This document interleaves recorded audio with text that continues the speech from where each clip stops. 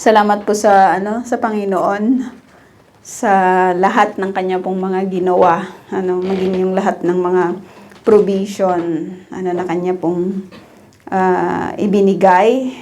At lagi ko po itong sinasabi, 'di ba, na we may not be many in numbers, pero yung yung small number ng iglesia po na ito ay talagang tinuturuan, 'di ba, na isinasabuhay yung pagiging generous.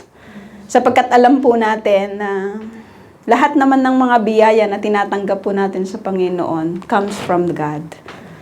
'Di ba?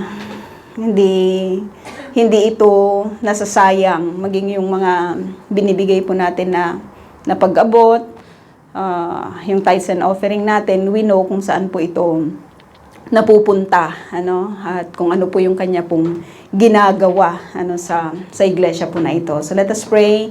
Heavenly Father, nagpapasalamat po kami, O God, sa lahat ng inyo pong mga ginagawa, O Diyos, sa iglesia po na ito.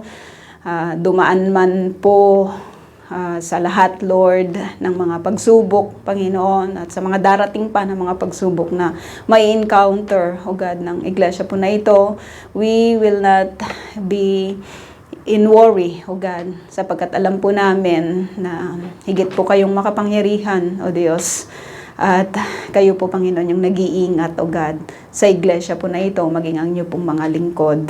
Dalangin po namin na patuloy, O Diyos, na magningning po, Panginoon, kayo sa mga buhay, O God, ng bawat isa po sa amin, upang ang makita ng labas, O Diyos, ang makita ng mga unbeliever, O God, ang makita ng mga tao, O Diyos, na kasama po namin, ay yung ilaw, O Diyos, na nagniningning sa amin, galing sa inyo.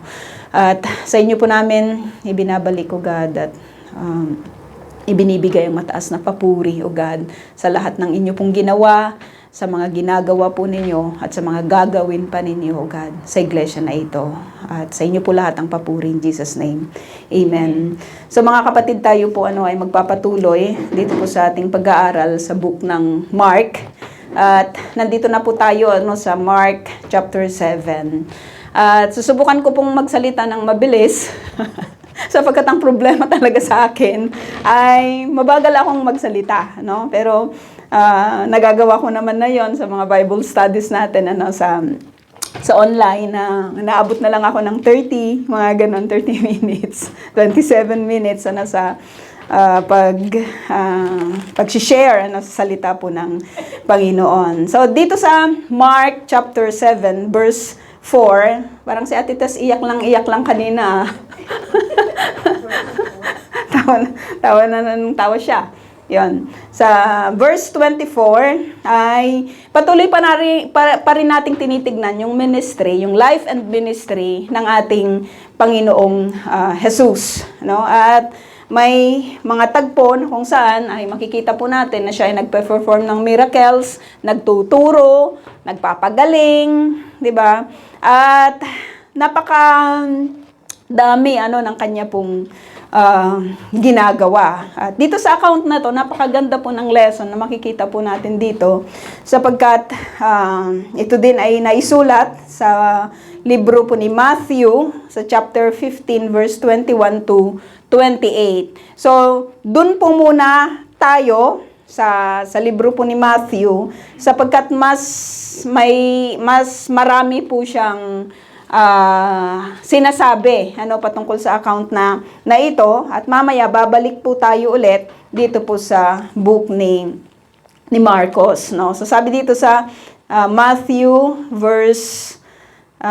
chapter 15 verse 21, sabi dito, umalis doon si Jesus at nagpunta sa lupaing malapit sa Tiro at Sidon, Sa Tiro at Sidon, sa Tyre at saka sa Sidon. So yung mga lugar na ito, very familiar po sa atin, sapagkat ito po yung modern Lebanon, sa kapanahunan po na ito. So dito makikita po natin na ang Lord ay hindi lang siya pandito sa Israel, kundi sa account na ito ay pumunta po siya sa isang Gentile land.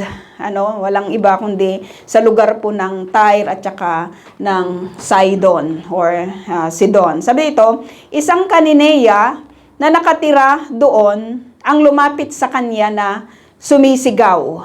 Isang Kanineya na nakatira doon ang lumapit sa kanya na sumisigaw. So, meron ditong isang babae, at hindi lang siya basta isang babae, kundi sa dami-dami ng babae na pwedeng lumapit kay Jesus, isa pang Kanineya. At alam po natin, di ba, na yung mga tao po na ito ay hindi po sila nagbibigay, di ba, ng kaluguran sa Panginoon, maging sa kanila pong pag-worship. At maalala natin na si Jezebel ay galing sa lugar na ito at yung mga pananampalataya ng mga taong ito ay katulad ng meron, itong si Jezebel. So, kinurse ito ng Lord itong mga Kanineya, itong mga Canaanites, sapagkat doon sa pamamaraan ng kanila pong pagsamba, diba, iba po yung kanila pong sinasamba, at marami po silang naimpluwensyahan ng mga Israelita sa kapanahunan po nila. So just imagine na itong babae na ito ay lumapit sa Panginoong Hesus, at hindi lang siya basta lumapit, siya pa ay sumisigaw.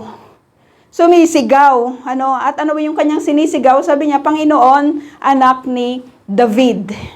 Panginoon, anak ni David. Nakaka-amaze lang sapagkat alam niya yung kanyang sasabihin or yung kanyang itatawag sa Panginoong Hesus. Isa siyang, sabi dito, anak ni David.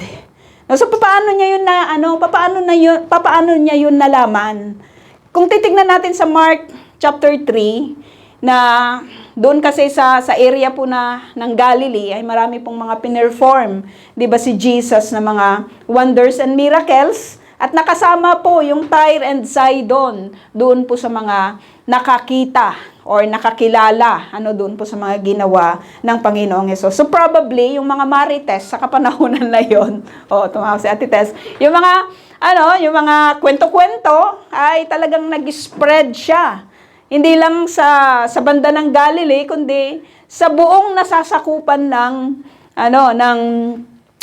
mga places na kung saan ay maaabot yung mga kwentuhan, 'di ba, ng mga tao, So, sabi niya dito, maawa po kayo sa akin. So, lumapit yung Canaanite woman na ito, at ang paglapit po niya ay lumalapit siya hindi dahil sa isang Kanineya or dahil meron siyang ibang wino-worship, 'di ba, na God. Lumalapit siya sa Diyos sapagkat ang Diyos ay maawain, Lumalapit siya sa Diyos sapagkat ang Diyos ay maawain. So ganun din po ang paglapit ng mga tao sa kapanahunan po na ito, na lumalapit po ang mga tao sa Diyos sapagkat merong Diyos na isang Diyos na maawain. So let's go back dito po sa chapter 7 ng Mark.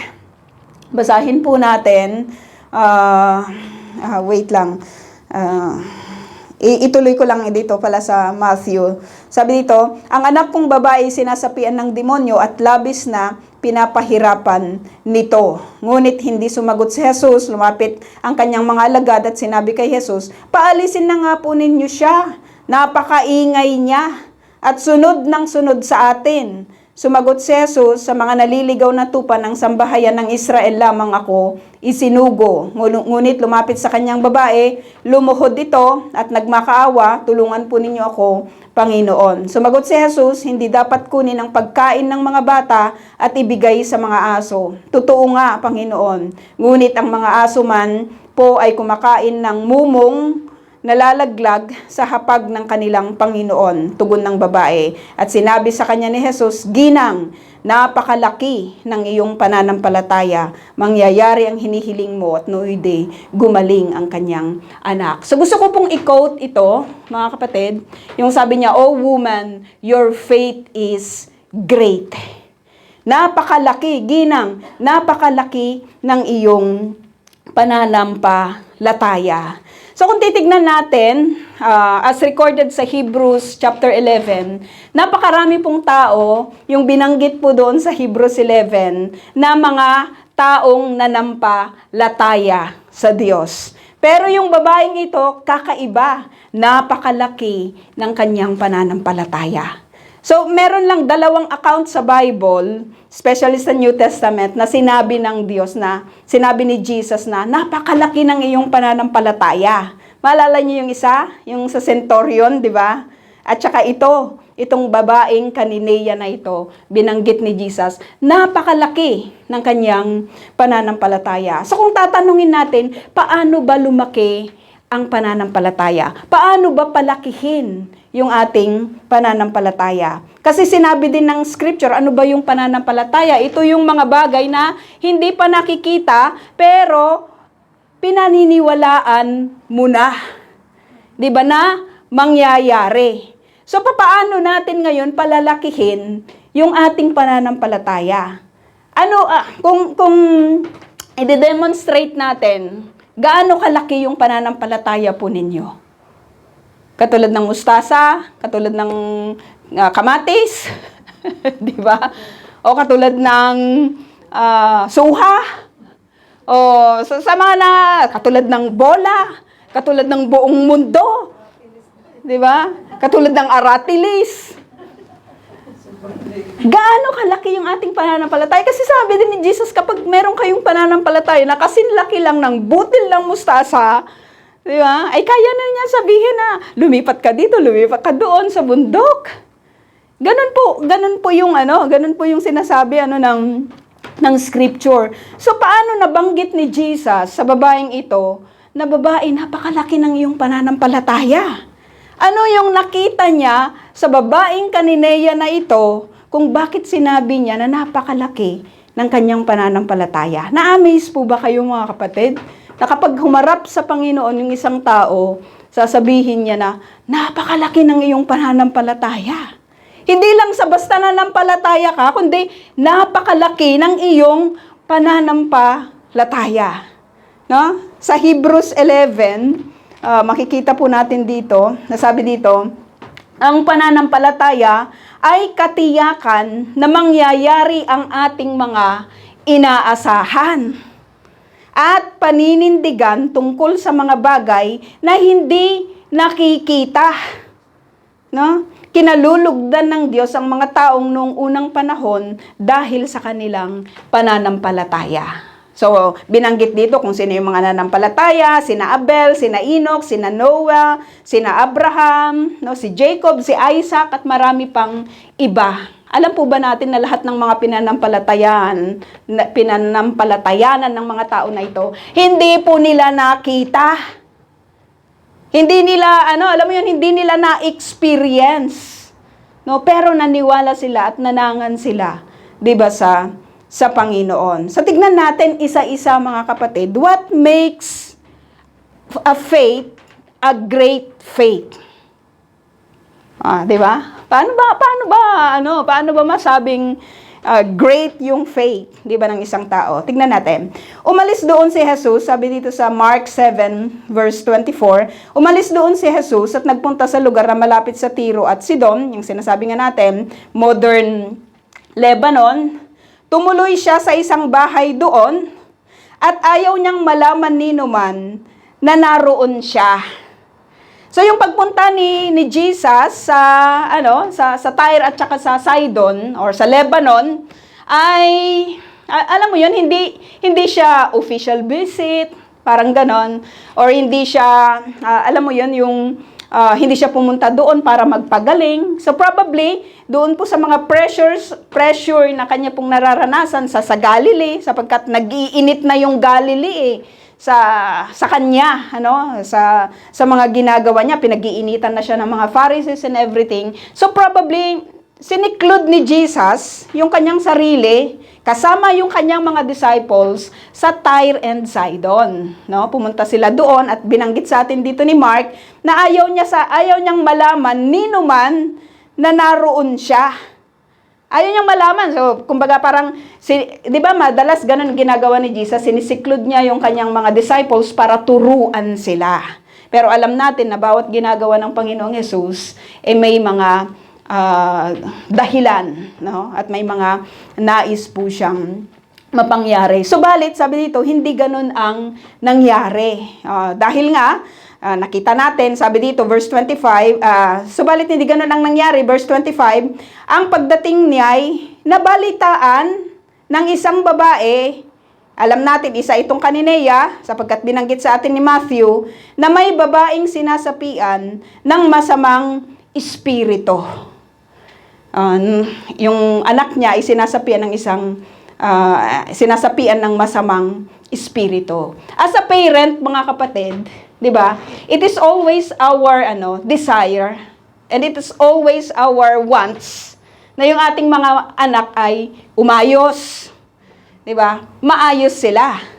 At alam natin na kapag sinasapian, sabi dito, hindi magandang espiritu yung sumapi masamang espiritu, it is really a very hurtful feeling sa isang magulang. Lalong-lalo na yung anak ng babae na ito ay isang babae. Isang babae din. Binanggit sa atin yan ni Matthew, binanggit yan ni Matthew. So, sabi dito natin kukunin yung punto po natin about great faith. Pumunta agad.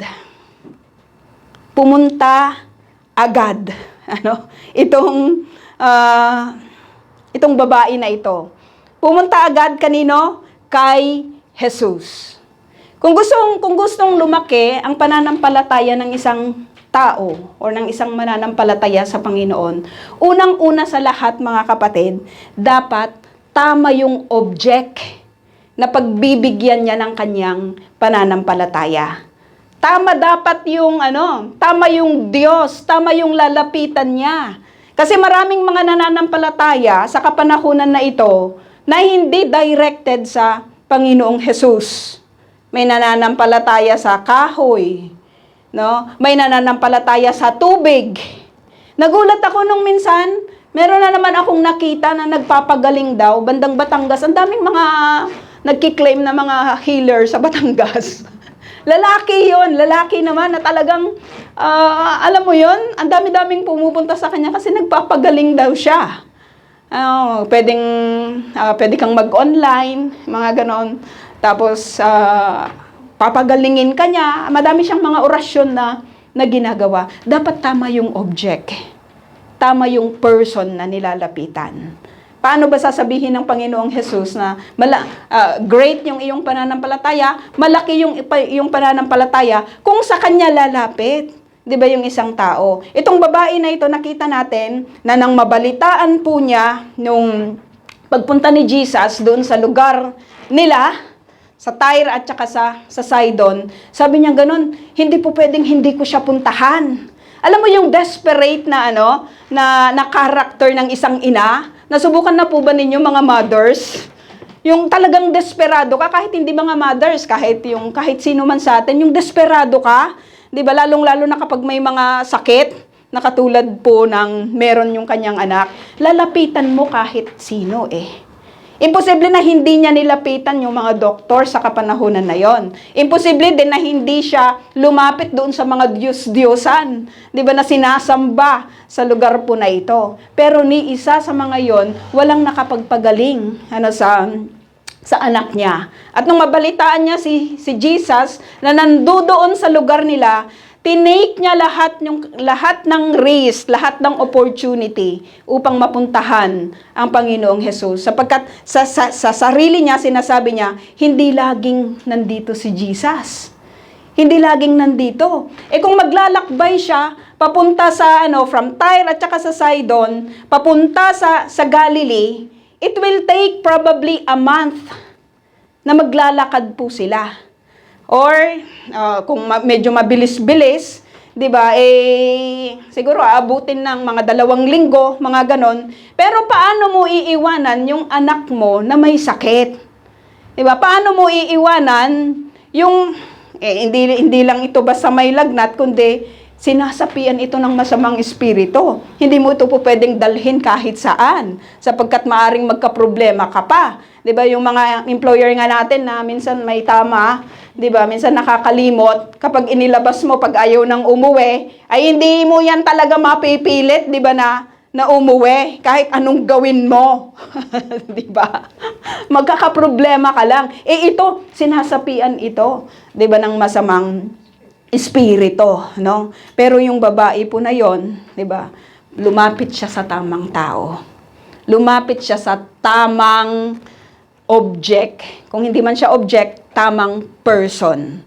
'Di ba? Tamang person, walang iba kung hindi ang Panginoong Hesus. And let's take yung word na agad or yung immediate, no? Immediately pumunta itong si Canaanite woman, 'di ba, sa Panginoong Hesus. Ang isang great na faith, mga kapatid, immediate po yung action.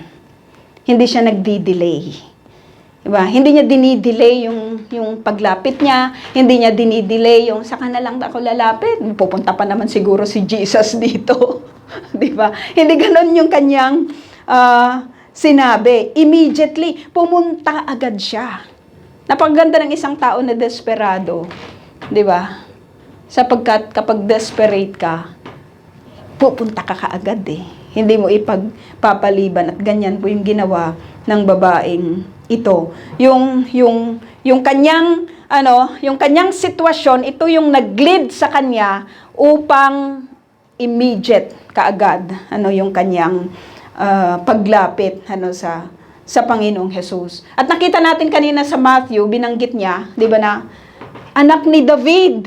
Sabi niya, kulang pa sa kaalaman ng babaeng ito tungkol sa messianic na title, 'di ba, ng Panginoong Hesus. Pero yun na yung kanyang pinanghawakan. Anak ni David, maawa ka, 'di ba, sa akin, no? Sabi dito, ang babaeng ito'y, pumunta agad kay Jesus ang ina at nagpatira pa sa kanyang harapan. Isa sa mga karakter ng isang great faith, hindi lang tama yung person na nilalapitan, hindi lang immediate yung action, mga kapatid, 'di ba? Pero nandudoon yung humbleness. Ba, paglapit sa Panginoon, nagpatira pa siya, 'di ba, sa Panginoong Hesus. Isa siyang Canaanites, hindi natin alam kung anong klaseng buhay meron siya, pero yung paglapit sa Panginoong Hesus with humbleness. Nagpatira pa siya, 'di ba, sa Panginoong Hesus at nagbebeg sa Lord, no? Binibeg niya yung Panginoon, maawa po kayo sa akin. Maawa po kayo sa akin. 'Di ba, sa paglapit sa Panginoon, it is only by the mercy of God na lumalapit ang isang tao. Kapag hindi mo nakita yung kalakihan ng holiness ng God, yung kinanta po natin kanina, at yung mercy ng Diyos, 'di ba, na binibestow niya sa tao, no? Hindi mo makikita yung kaliitan mo kapag hindi mo nakita yung kalakihan ng Diyos.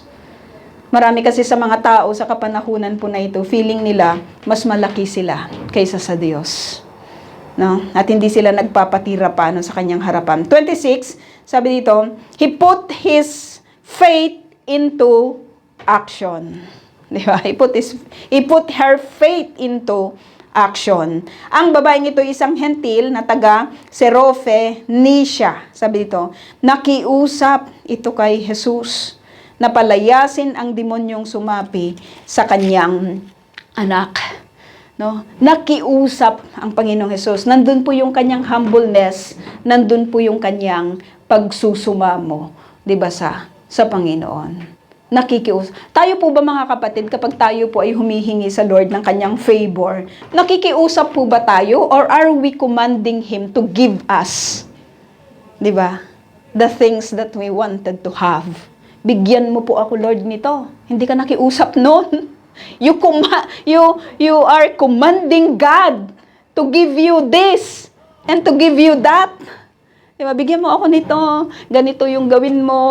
Diba? Palakihin mo yung ganito. I-bless mo yung ganito. Aba, isino na yung Diyos doon? Di ba? Parang ikaw na yung nagsasabing, parang minamagic mo na yung lahat. Pero yung babaeng ito, mga kapatid, lumapit siya kay Jesus, nakikiusap. Lord, nasubukan nyo na bang makiusap? Sa mga nangungutang, di ba? Mga ganun. Sige na, pautangan mo na ako. Di ba? Pero alam natin, di ba, yung pakikiusap. Dapat ganun din yung gagawin, di ba? Pagdating po sa pananalangin. Ngunit sinabi ni Jesus, sabi dito, kailangan ang mga anak muna ang pakainin. Hindi dapat kunin ang pagkain ng mga anak upang ihagis sa mga aso. Grabe naman si Jesus. Di ba? Desperate na yung babae. Pero bakit ganito yung kanyang response dito sa babae? Di ba? Ang sakit-sakit naman, Lord. Di ba? Hindi mo alam yung dinaanan ko, ang layo-layo. Kung malayo man yung kanyang bahay. Di ba? At yung mga disciples, alam din po natin na sinabi nila, kasi sumisigaw siya eh. Di ba? Hindi natin alam kung paano yung pamamaraan niya sa paglapit sa Panginoong Hesus. Pero sabi sa Matthew na sumisigaw siya. Sabi ng mga disciples, Lord, ano na nga? Ano sabi nilito? Napakaingay niya. Paalisin na nga po ninyo siya.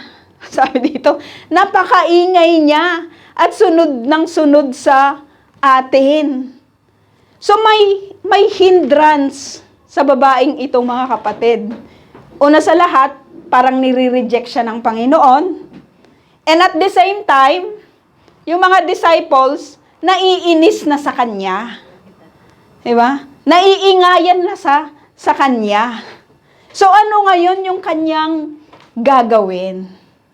Kapag dumadating ang isang tao doon sa mga hindrances, kung parang hindi naman tinutugon ng Lord yung aking panalangin. Parang imposible naman yatang sagutin ako ng Lord sa aking panalangin. What are you going to do? Kapag hindi, parang nag-close yung kalangitan para sa iyo. Di ba? At para sa hinihiling mo. Marami ang nagre-response, mga kapatid, nagagalit sila sa Lord. At marami din yung lalong, anong tawag doon? Nagre-retaliate or gumagawa ng hindi mabuti. Di ba? Hindi lamang doon po sa kanilang sarili, kundi maging doon po sa mga tao na kanilang nakakasama. At kapag tinanong mo, bakit ganun yung kanyang ginagawa? Kasi walang Diyos. Hindi ako pinapakinggan ng Diyos. Di ba? Hindi backslider ang tawag doon eh. Yung nagre-rebelde, no? Marami yung mga nagre-rebelde kapag hindi sila tinugon ng Diyos. Kapag lumapit sila, para bang feeling nila ay obligated ang Diyos na ibigay yung lahat ng kanilang mga hinihiling. Paano kung hindi? 'Di ba? Paano kung hindi? Meron na po ba kayong mga panalangin na hindi tinugon ng Lord? Anong response ninyo sa bagay na 'yon? Bakit Lord, bakit simple lang naman para sa iyo, pero bakit hindi mo 'yun ibinibigay, 'di ba, sa akin? May mga tagpo po ba sa buhay natin na ganoon po nangyayari? Itong babae na ito, may hindrance, kapatid, doon sa kanyang paglapit sa Panginoong Hesus. Sabi ni Jesus, hindi ako para sa inyo. Para lang ako sa mga naliligaw na tupa ng Israel. Diba? Pero tingnan natin yung sinabi ng babae. Tugon ng babae, tunay nga po. May humbleness pa rin doon, no? Tunay nga po, Lord. Hindi sinabi ng babae, sino ka ba? Diba? Sino ka ba na parang nagmamagaling ka naman, ako na nga lumapit sa iyo. Hindi ganun yung kanyang response, no? Sinabi niya na kahit kasi madalas, 'di ba, na yung binanggit ni Jesus dito, kailangan ang mga anak muna ang pakainin. Hindi dapat kunin ang pagkain ng mga anak upang ihagis sa mga aso. Parang sinasabi ni Jesus dito, aso ka lang. Yung mga pagkain na aking ibibigay, hindi para sa iyo, kundi para sa mga anak ng Israel. So, ang sakit nun, di ba? Ang sakit nun na isang desperadang ina na lumapit para sa kanyang anak, pero ganito yung binabangkit ni Jesus, no? Bakit naman ganon? Di ba sa bawat great faith, mga kapatid, laging may testing. Ang Lord ganun eh. Nakikita po natin, hindi natin sinasabi, suplado naman ni Jesus. Pero laging may testing. Laging may testing. And this is the test na ibinigay ng Panginoong Yesus sa babaeng ito. At tignan natin yung kanyang responsibility. Tugon ng babae, tunay nga po Lord, tunay nga po Panginoon. Ngunit maging ang mga asong nasa ilalim ng mesa, kung aso man ako, sa tagpo na iyon, sabi niya, yung mga asong nasa ilalim ng mesa ay kumakain ng mga nalalaglag mula sa kinakain ng mga anak. Nakuha niya yung message ng Lord. Nakuha niya yung point, 'di ba, ng Panginoon, no? Na kahit yung aso man, 'di ba? Kahit yung malalaglag lang na biyaya, okay na ako dun, Lord. 'Di ba? Kahit hindi ibigay sa akin yung pagkain na yon na nakalaan para sa mga anak, yung malalaglag nila, okay na sa akin yon. Ano makikita po natin dito, mga kapatid? We can see yung persistency ng babae na ito. Persistent siya. Kahit nagsasara na yung lahat, pero persistent siya. Lord, 'di ba? Lumalapit pa rin siya. Kahit nag-aas siya ng konting habag sa Panginoon, kahit yung nalalaglag lang, kahit yung mumong lang, yung mga pira-piraso lang, ibigay mo sa akin. No? Hindi yung pinakamalaki, yung malalaglag lang, yung konti lang, ibigay mo sa akin. No? At sabi dito, kaya sinabi sa kanya ni Jesus, dahil sa sinabi mo, di ba sinabi niya, ang laki ng iyong pananampalataya. No? Kasi immovable yung faith na meron siya. Hindi niya nakita yung pader na inilalagay sa kanya, hindi niya nakita yung mga testing na inilalagay sa kanya, kahit yung mga disciples nagagalit na. Hindi niya yun pinansin kasi immovable yung paglapit niya sa Panginoon. Immovable yung faith, 'di ba, na meron siya sa Panginoon. Ano yung nagmo-move sa pananampalataya po natin sa Panginoon? No? Maraming mga hadlang, 'di ba? Yung pagpunta na nga lang dito sa iglesia, minsan ang daming hadlang, mga kapatid.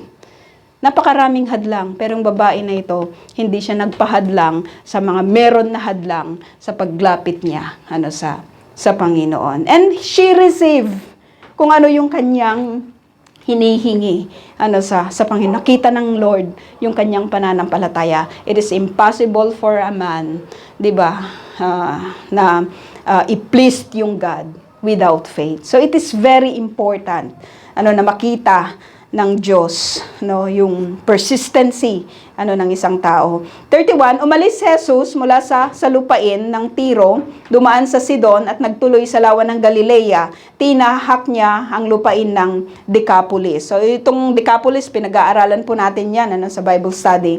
Dinala ng mga tao sa kanyang isang lalaking bingi at may kapansanan sa pagsasalita. No? Maintindihan natin na yung mga bingi, 'di ba? Hindi nila napapakinggan ng maayos yung mga salita, kaya hindi sila natututo, 'di ba, sa tamang salita. Magkaiba yung sakalang na bingi, 'di ba? Ito bingi na. Kaya sabi dito, may kapansanan siya sa pagsasalita kasi hindi na develop dahil hindi nga niya naririnig, 'di ba, yung mga salita. At nakiusap sila sa kanya, sino? Yung mga taong nagdala sa tao po na ito, sa lalaking ito, nakiusap sila sa Panginoong Hesus na ipatong niya rito ang kanyang kamay. So salamat na kahit bingi yung mama na ito, may mga tao na nagki-care sa kanya. May mga tao na nagdala sa kanya, 'di ba, sa Panginoong Hesus. Ang hinihiling po nila ay ipatong ni Jesus yung kanyang kamay. Kasi madalas ganyan ang ginagawa ni Jesus, 'di ba, sa pagpapagaling, ipapatong niya yung kanyang kamay. At yun din yung kanilang hiniling, no? Sabi dito, inilayo muna ni Jesus sa karamihan ang lalaki at isinuot ang kanyang mga daliri sa mga tainga nito. So kung hindi nakakarinig yung mama na ito, alam natin, 'di ba, na yung mga pipi at saka mga bingi, ang madalas na communication para sa kanila is sign language. Sign language, 'di ba? So may pamamaraan si Jesus ng kanyang sign language kung paano maki-communicate, 'di ba, sa mama na na ito, no? At just imagine na lang, 'di ba? Ang ginawa ni Jesus, kinuha niya yung lalaki na yon na bingi at pipi, at sabi niya dito, isinuot ang kanyang mga daliri sa mga tainga nito. Gumanon siya, 'di ba? So sinasabi niya sa mama na ito na kasi ang pananampalataya, 'di ba, ng karamihan sa mga tao na kapag may ganito pong mga klase ng kapansanan, pinaparusahan siya ng Diyos. 'Di ba? Kapag may mga sakit, pinaparusahan siya ng Diyos. So kaya madalas sa kapanahunan po na 'yon, yung may mga kapansanan po na katulad po nito ay hindi po nila pinapansin, no? Pero dito makita po natin yung pagke-care ng Panginoong Hesus sa tao po na ito, no? Kinuha niya mismo yung tao na yon, sinabi niya, ang problema mo ay yung tainga mo. Di ba? Problema mo yung tainga mo, di ba? Sabi niya ganon, isinuot ang kanyang mga daliri sa mga tainga nito. Pagkatapos dumura si Jesus at ipinahid ito sa dila ng pipi. So yung idiling ng kanyang mga kasama na ipatong lang sana yung kanyang kamay, iba yung pamamaraan ni Jesus. Kung paano po niya pagagalingin, 'di ba, yung tao na ito, no? So nakita natin doon, we cannot dictate God sa kung ano yung kanyang pwedeng gawin kahit sa kanyang pagpapagaling. Tumingala si Jesus sa langit. Sabi, tumingala siya. Nagbuntong hininga. Di ba? At sinabi sa lalaki, Ephphatha, na ang ibig sabihin, mabuksan. Noon din, nakarinig ang lalaki at nakapagsalita na ng maayos. What a miracle, mga kapatid, di ba? Sa tanang buhay niya, hindi siya nakarinig at hindi siya nakapagsalita. Pero nung pinagaling siya ng Panginoong Hesus, maging yung mga wordings na lumabas sa kanyang bibig ay maayos. Paano nangyari yun? Miracle nga. Paano niya nalaman yung mga salita? Miracle nga. Diba? Ang Lord, pag nagpagaling po siya, kumpleto, nagsalita na ito ng maayos. Sabi dito, sinabi ni Jesus sa mga tao na huwag ipamalita ito, ngunit habang pinagbabawalan niya ang mga tao, ay lalo naman nila itong ipinamamalita. No? Kung tatanungin natin, bakit ba kasi ipinagbawal pa, 'di ba, ng Panginoong Hesus na ipamalita?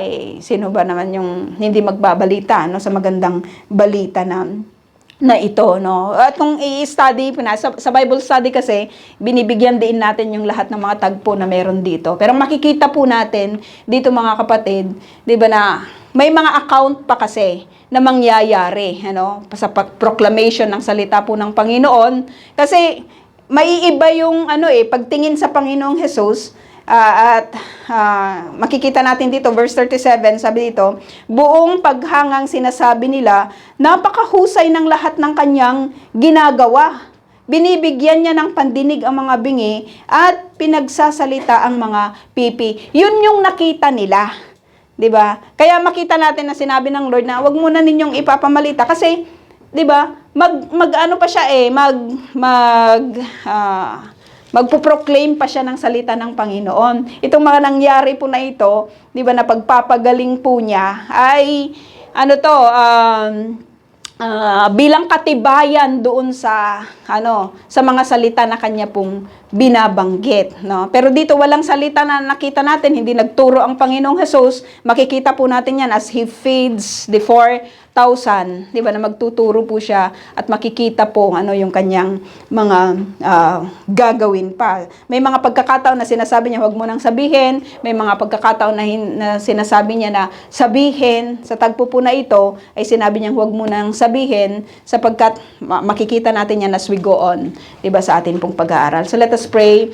Heavenly Father, nagpapasalamat po kami minsan pa, O God, sa inyo pong mga salita, O Diyos, sa amin sa gabi po na ito. Dalangin po namin na ang lahat, Lord, ng amin pong mga narinig, O Diyos, ay tunay na maging maging kalakasan po namin, Panginoon, to continue yung ministry, O Diyos, na inyo pong ipinagkatiwala, Panginoon, sa bawat isa po sa amin. Alam po namin ang lahat ng ito ay hindi masasayang at hindi babalik sa inyo, Panginoon, na hindi po ninyo na-accomplish ang inyo pong purpose. Sa inyo po lahat ang papuri at pasasalamat in Jesus' name. Amen.